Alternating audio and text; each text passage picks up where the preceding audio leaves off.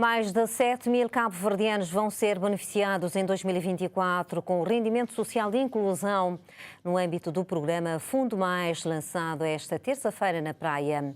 Ainda no quadro do Fundo Mais vão ser criados mais 11 centros de dia e centros de emergência infantil. Garantias deixadas pelo governo, que quer erradicar a pobreza extrema e promover a inclusão em Cabo Verde. A ampliação do Fundo Mais foi formalmente partilhado pelo Governo e atinge mais 7.000 novos cabo-verdianos, aumentando para mais de 9.000 o número de indivíduos protegidos pelo Fundo de Proteção Social, garante o Ministro da Família. Neste momento já beneficiamos, já no ano passado criamos o fundo e este ano já beneficiamos cerca de 9.226 famílias só com o projeto Fundo Mais. Como sabe, o rendimento social de inclusão já existe desde 2018, por assim dizer. Entrou na época da Covid, e na época da Covid foi um rendimento social de emergencial, que abrangeu cerca de 30.000 famílias. Agora estamos neste momento a beneficiar cerca de 9.226 famílias. Para além do reforço do Sistema Nacional de Cuidados para proteger idosos, pessoas com deficiência e crianças em situação de vulnerabilidade económica, programas específicos para os retornados em Cabo Verde, o Governo criou também 11 centros de dia e centros de emergência infantil.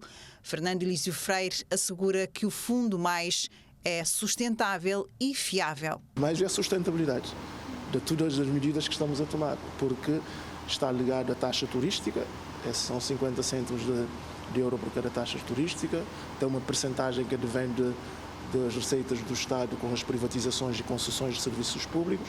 Quer dizer que toda a política social que estamos a fazer está a ter agora uma sustentabilidade exatamente porque criamos o Fundo Mais para dar sustentabilidade às medidas de política. 150.000 contos é o valor anual utilizado para todas as medidas de caráter social levadas a cabo no âmbito do Fundo Mais. Garante o Governo que os resultados dos programas compensam. Nos últimos anos nós tínhamos um nível de pobreza que rondava, a extrema pobreza, que rondava cerca de 15% em 2016. Conseguimos quebrar este nível de pobreza para cerca de 11% em 2020. Neste momento, os dados do terceiro trimestre de 2023 apontam para 6,8% de pessoas com extrema pobreza, o que quer dizer que estamos a fazer uma estratégia consistente de redução da pobreza extrema. A meta do Governo é reduzir a pobreza extrema em 2026 e a pobreza em 2030. Em representação da União Europeia, Carla Grijó elogia Cabo Verde em matéria de proteção social. Estas são metas ambiciosas, sustentadas por um forte compromisso político. E a este compromisso político veio juntar-se a Estratégia Nacional de Erradicação da Pobreza Extrema, foi aqui já referida, e que traça um roteiro para que Cabo Verde se torne o primeiro país na região a erradicar a pobreza extrema e uma referência para o continente africano.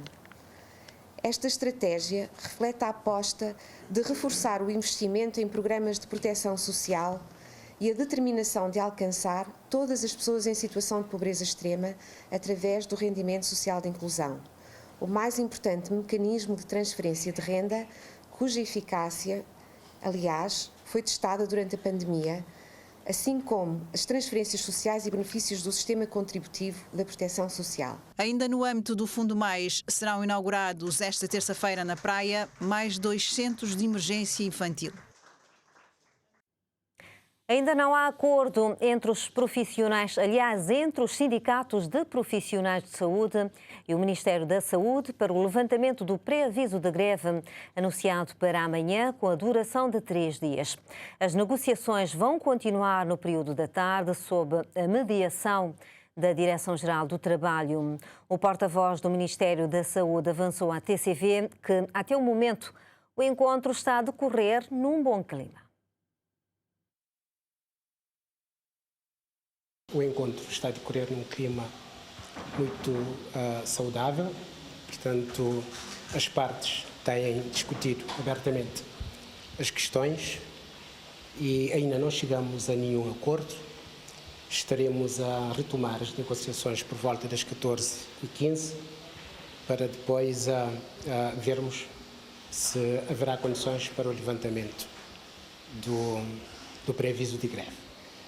Manifestar aqui que o Governo continua aberto a negociar com os sindicatos, que o Governo continua a focar na resolução dos problemas dos profissionais da saúde, por forma a que o sistema da saúde continue a funcionar normalmente em prol dos interesses maiores do povo cabo-verdiano. Estaremos a retomar às 14h30, mas pelos vistos haverá condições para depois